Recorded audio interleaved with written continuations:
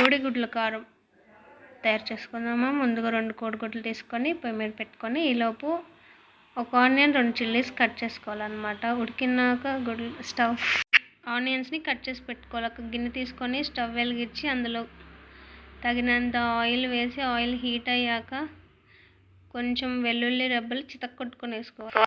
తర్వాత కొంచెం జీలకర్ర, మినపప్పు, ఆవాలు వేసుకొని రోస్ట్ చేయాలి. తర్వాత కట్ చేసిన ఆనియన్స్, మిర్చి వేసుకొని సన్నగా తరిగిన మిర్చి వేసి కలుపుకోవాలి. ఆనియన్స్, చిల్లీస్ వేసుకొని లైట్ బ్రౌనిష్ కలర్ వచ్చేంత వరకు వేపుకోవాలన్నమాట. ఇందులో కొంచెం పసుపు వేసుకొని ఒకసారి తిప్పుకుందాం.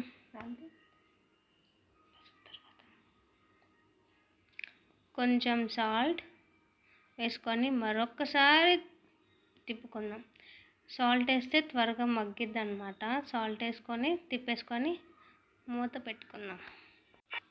మూత పెట్టుకున్నాక బాయిల్ చేసిన ఎగ్ని పీల్ తీసుకొని పెట్టుకోవాలను. ఒకసారి ఆనియన్స్ని తిప్పుకుందాం. ఇవి లైట్ బ్రౌనిష్ కలర్ వేగేంత వరకు అలాగా తిప్పుతూ ఉండాలన్నమాట.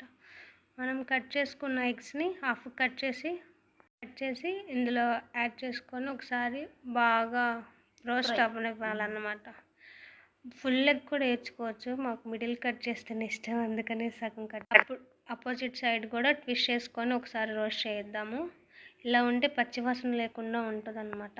We like this way. దీనిలోకి తగినంత కారం వేసుకుందాం. ఇది ఆల్మోస్ట్ వచ్చేసింది అనమాట. ఫైనల్ స్టేజ్లో ఉంది. కొంచెం కారం వేసుకొని ఇంకొకసారి తిప్పి మూత పెట్టుకుందాం.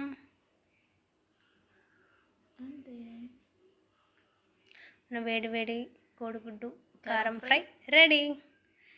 ఈ కోడిగుడ్డు కారం ఫ్రైలోకి వేడి అన్నం